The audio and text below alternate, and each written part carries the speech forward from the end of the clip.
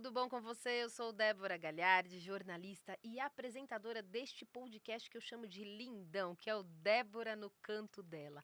Aqui do meu canto, como quem não quer nada, já querendo tudo, eu trago entrevistadas, eu trago aqui convidados em que estão na minha lista de queridos. Eu falo lista porque se eu falar que é queridos, um só, aí já viu, né? Dá problema pra mim aqui. Então eu tenho uma lista de pessoas que eu conheço o trabalho, seja por indicação, seja porque eu já gravei com elas em determinada situação, outro lugar, enfim, eu trago aqui pessoas que realmente eu tenho a confiança no trabalho porque tem credibilidade. É isso que é importante hoje. Eu sei que não deveria ser assim, né? A gente não deveria estar chegando em 2025 desse jeito, mas é a forma com que a gente tem visto, tem acompanhado aí o mundo desenrolar, né? A gente tem que falar daqueles que a gente confia, porque a gente sabe que tem muita gente aí na internet falando de tanto assunto e às vezes não tem propriedade no que fala. Então, eu trouxe aqui hoje um tema em que eu ainda não tinha trazido no meu podcast. A gente já está aí anos com Débora no Canto Dela e eu ainda não tinha trazido esse tema que é tão importante. Quem aqui não quer ter, né, longevidade, saúde? Você que é mulher, você não quer ter bem-estar? O bem-estar feminino é sobre isso que a gente vai falar. E longevidade, porque a gente fala a palavra envelhecimento, assusta um pouco, não assusta? Mas ela vai explicar tudo pra gente, que o envelhecer não é uma palavra negativa, muito pelo contrário. A gente tem que entender para realmente saber que é possível envelhecer sim com saúde. É possível a gente entender o que está por trás dessa ideia de não quero envelhecer, não quero passar dos meus 40 anos. Por quê? Talvez porque você tenha essa essa visão errada, distorcida de quem você pode se tornar. E eu quero falar com você que é homem, que é mulher, é você que é jovem, você que já está na fase adulta, com todos vocês que estão assistindo a gente, deixa eu parar de falar, já levar para ela que está com a gente hoje, que é especialista em saúde emocional, ela é gerontóloga e mestre em distúrbios do desenvolvimento. Eu falo com ela hoje, Luciana Andriotti. Tudo bom, Lu? Tudo bem, Como é que muito você obrigada. está? Muito bem, muito feliz em estar aqui. Que ótimo. E obrigada pela tua participação, porque é um tempo precioso na agenda de vocês, especialistas. Eu sei que você tem uma agenda aí para cumprir, então por isso que eu te agradeço por esse tempo com a gente aqui, viu? Eu que agradeço, Que obrigada. bom.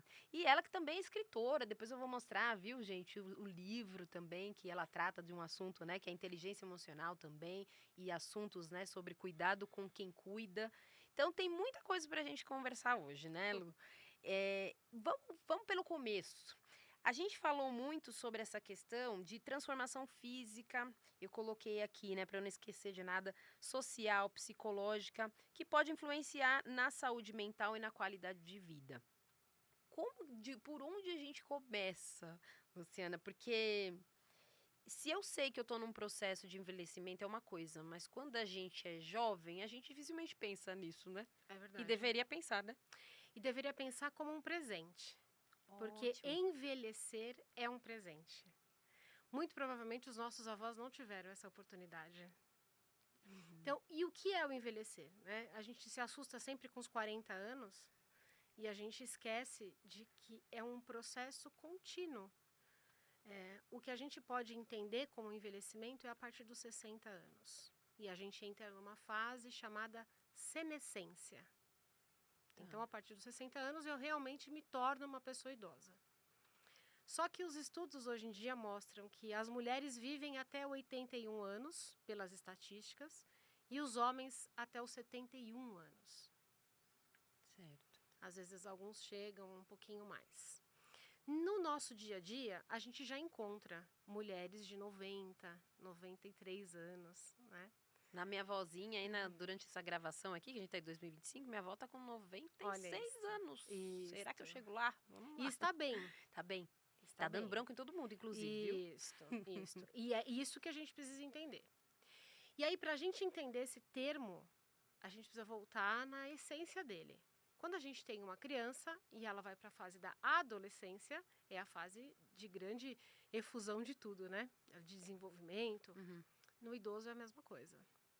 Então, aos 60 anos, você começa uma fase nova da sua vida. E que, veja, tende a durar mais 35 anos, 40 anos. As nossas células são programadas para viver 120 anos, de forma biológica. Mas a pergunta que fica é: como será este envelhecimento? Certo. Então, o nosso corpo começa a mudar, sim, aos 40 anos de uma forma mais evidente. Aí é o medo, né, de envelhecer. Uhum. Mas aos 60 anos é possível você começar a redefinir um estilo de vida para que você viva melhor e com mais qualidade de vida. Para não se tornar, não entrar na característica da senilidade, que é o envelhecimento já com alguma doença crônica. Entendi. Que talvez por isso que traga tanto medo nas pessoas, Com né, o certeza, envelhecer, porque com certeza. associa a esse envelhecer com alguma doença, algum distúrbio, alguma questão que não foi tratada, né, que não foi Sim. desenvolvida ali naquelas outras fases. E aí chega o medo de que, quando eu chegar aos 60, minha vida acabou. E na verdade está começando, né? Está começando. E é que isso é um histórico que a gente também traz do termo, né? Então, aos 55 anos, lá na Revolução Industrial, a pessoa realmente estava envelhecida e incapacitada. Por isso que se aposentava cedo.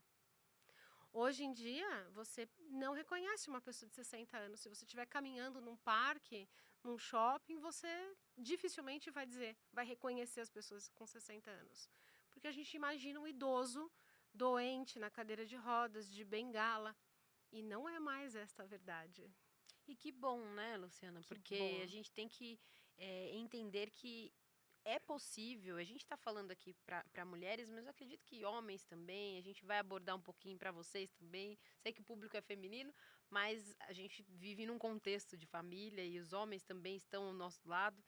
E a gente sabe que muitas pessoas chegam nessa fase, tem até memes na internet, tem tanta coisa, a gente fala, justo na minha fase que era pra eu ficar quietinha lá fazendo meu crochê, meu tricô, eu vou ter que fazer academia, vou ter que fazer... Mas que bom, né? Que a gente tá com uma visão de que mulheres estão sendo mães, depois com mais idade, né, congelando óvulos, os homens estão sendo pais com mais idades, e seja com uma adoção. A vida, ela tem se tornado, eu vejo mulheres aos 60, 60 e pouco, que não querem cuidar dos netos, não, que querem viajar, que querem viver a vida muito bem. Voltar a estudar. Ótimo, estão nas faculdades. Porque algumas não puderam estudar.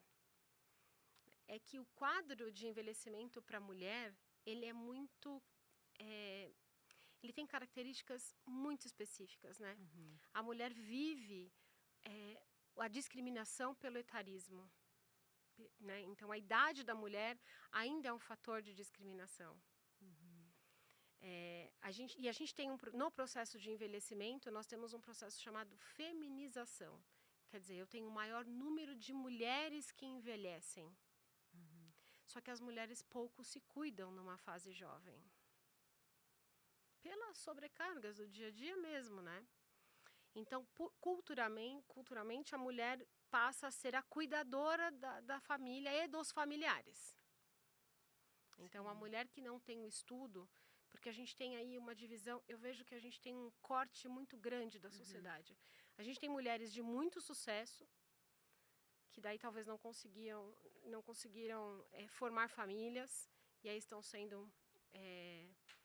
envelhecendo e sendo mães mais velhas.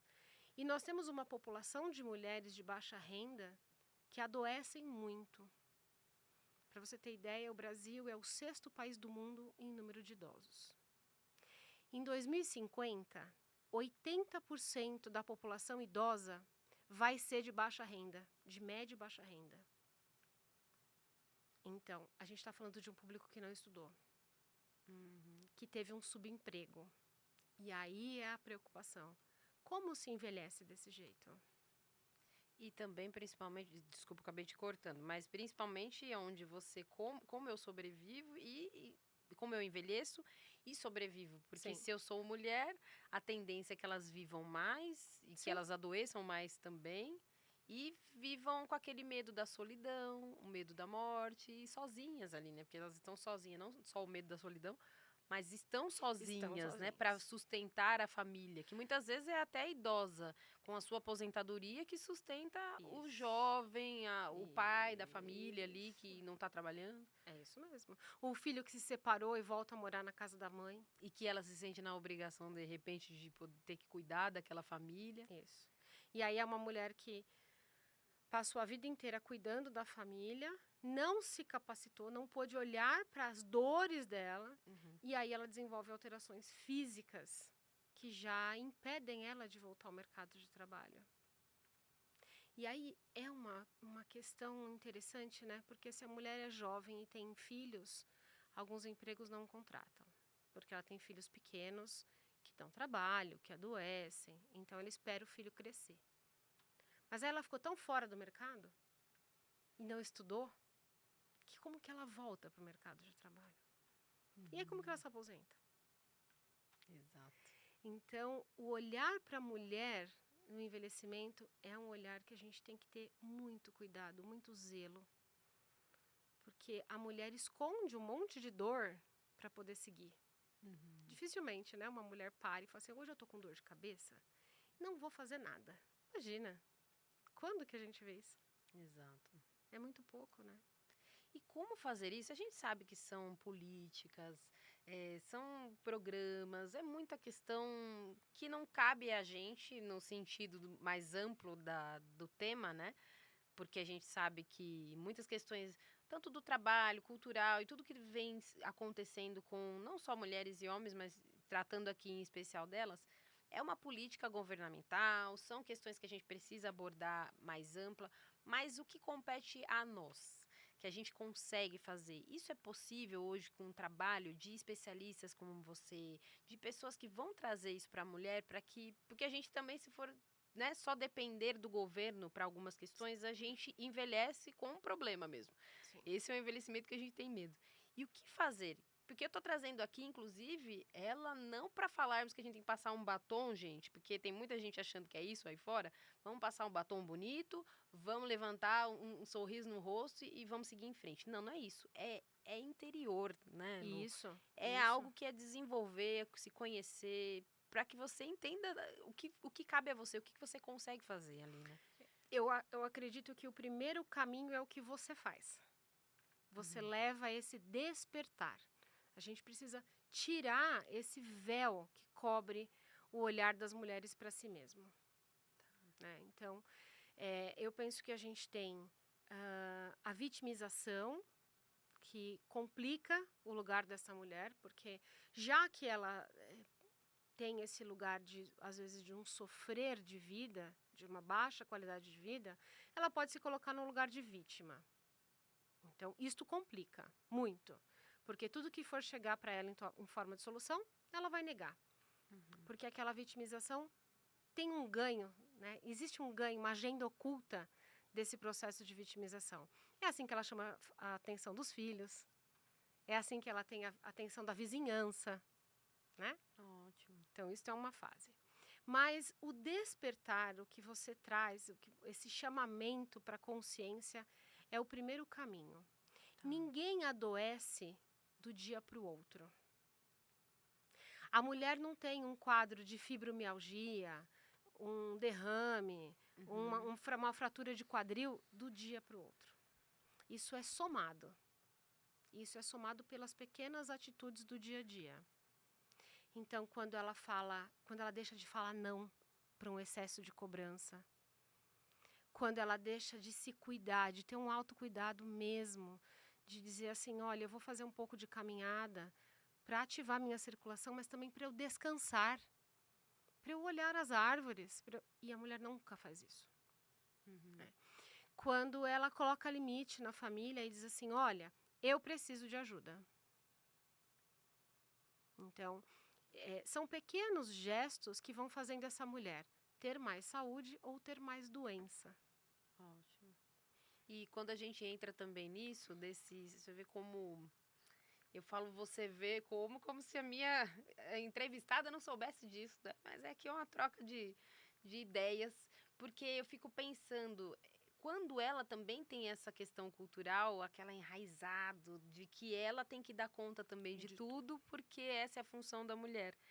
Senão ela não é a mãe, ela não é a avó, ela não é a esposa, então ela não pode ter o momento dela, né? E aí a gente entra no padrão do comportamento que se repete naquele clã familiar. Com toda certeza você já conheceu um grupo de mulheres de uma mesma família que tem o mesmo tipo de doença. Todas quebraram o fêmur. Isso não é genético. Isso é o que está acima da genética. Isso é epigenética. É o ambiente que ela vive. Então, qual foi a primeira mulher lá na história daquele clã que precisou negar uma vontade própria, que precisou não realizar, que se sentiu tão desvalorizada e impotente diante de uma situação que teve que aceitar, e aí então ela desenvolve uma fratura de colo de fêmur, por exemplo. Sim. E aí então essa informação é passada pelo ambiente que ela vive. E alguém precisa quebrar esse ciclo.